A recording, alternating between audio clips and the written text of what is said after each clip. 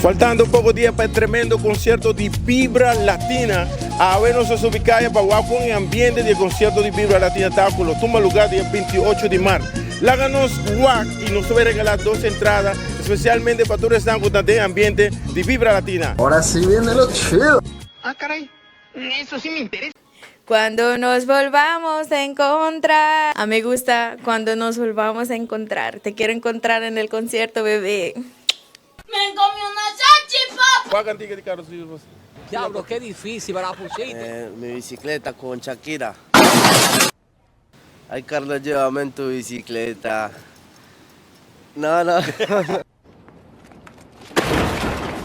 Carlito me habló en inglés, que me dice yo no sé. Carito me habló en inglés, que me dice yo no sé. ¡Oh, my God! Carlos, llévame en tu bicicleta. Óyeme, Carlos, llévame en tu bicicleta. La conocí una mañana para la fiesta de enero. Nos noviamos en marzo y el compromiso era en serio. Y si acaso no regreso por la tarde, volveré al siguiente día en la mañanita. Mira, no me celes tanto, déjame gozar la vida. Okay. Tú conmigo vives resentida, pero yo te alegro con mi canto. Mira ese potencial. Como el mar en el río, así espero tu regreso a la tierra del olvido. No, please, no. Ay, lo voy a matar. Mediodía estuve pensando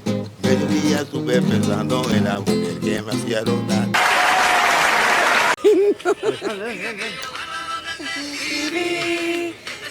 Te quiero tanto, tu corazón, que late por ti, latiendo por ti.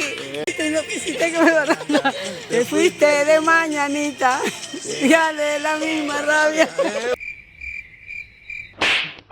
Quiero robarte un beso que me llegue hasta el alma.